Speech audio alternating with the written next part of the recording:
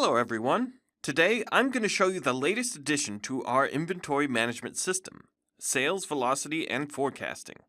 This powerful new feature tracks the speed at which you sell products and keeps you informed on when you need to reorder inventory to avoid running out. Anyone who already has our inventory management system has access to this information.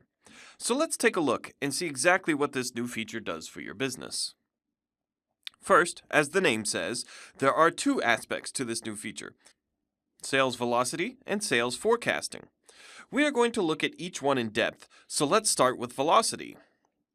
Velocity is very simply the rate at which your products are selling.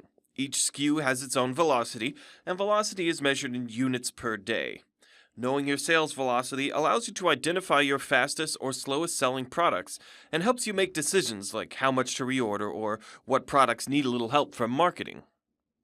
ShippingEasy determines the velocity of a product by seeing how much is sold over a specific period of time. And there are two ways to see the velocity of your products within the platform. For a quick snapshot, you can see the velocity of your products on the product catalog, which you can get to by hovering over inventory on the blue bar at the top and selecting Products. I added the velocity column using the Arrange Columns link here. In this column, you can see the units per day for each product. The default period of time it looks at is 7 days, so unless you change it, this number is how many units per day this product sold over the previous week. How do you change it, you ask? Well, let me show you. This setting can be adjusted by clicking Settings on the blue bar at the top, and in the bottom left, under Account Settings, select Inventory Settings. You can adjust the velocity period on the product catalog with the default sales history drop-down here.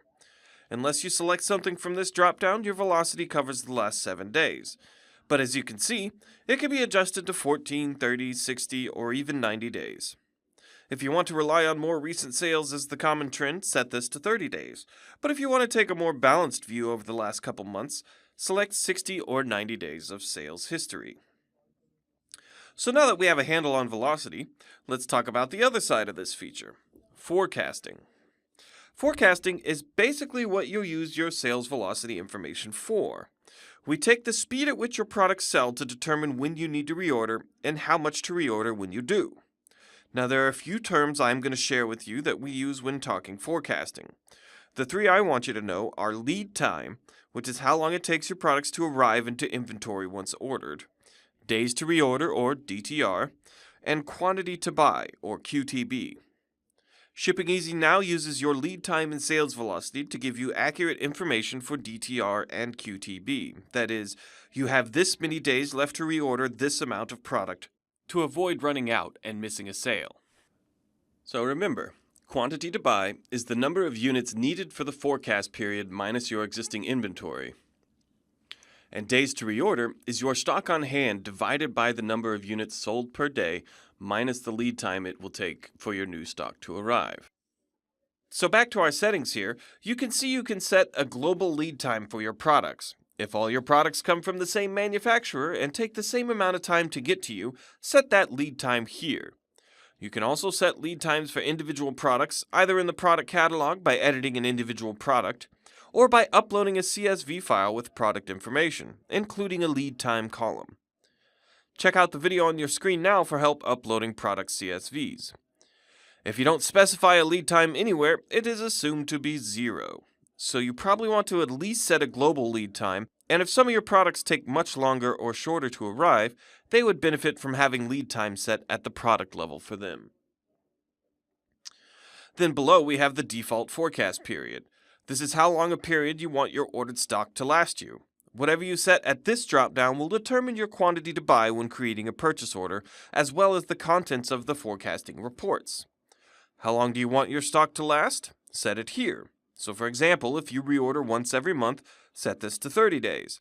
If you order 2 or 3 months of inventory at once, set this to 60 or 90 days respectively. This last one, called in-stock expectation, is basically asking how confident do you want to be that you'll have this item in stock before your next reorder so you don't miss out on potential sales. It defaults to 99% of the time, but you can lower it slightly if you're okay with the estimates provided to you erring on the side of running out every once in a while rather than overbuying. But most people leave it at 99%. So I'll set my global lead time, my sales history period, and my forecast period. Now I can generate some velocity and forecasting reports. Let's see what that looks like by hovering over inventory on the blue bar at the top and selecting Reports from the dropdown. First, let's make a velocity report. So I'll right-click to open this in a new tab because I'm going to generate them both. On this report, I can see how many of each product was sold in the last 7, 14, 30, 60, or 90-day time periods, which then translates to velocity expressed as units per day for that same time period. If I want this report in CSV format, I can export it using the Export button, which allows me to generate it now or schedule it to be generated at regular intervals. Now let's go back and look at the forecasting report. When I generate it, you can see it imports my default sales history and forecast period from the inventory settings page. But I can change it on this page for this specific report, and this report tells me the velocity for that time period and the stock out period, which is how many days until I run out of this product according to the forecast. Then it uses my lead time and velocity to calculate my DTR, or days to reorder, and the forecast tells me my QTB, or quantity to buy. So using this report, I can see how long until I need to reorder and how many to buy when I do, taking the guesswork out of stock replenishment and saving me time and money. For example, in 25 days, I'll need to order 297 of my durable steel shirts to cover my forecast period of 60 days. Now, one last thing to show for those of you who handle your purchase orders through our inventory system is that we will populate the days to reorder and quantity to buy into your purchase order creation window. Just add the SKU to the purchase order, and the days to reorder and quantity to buy pop up right next to the fields to give you easy access to that information. For more information on how to create purchase orders, check out our video at the address on your screen.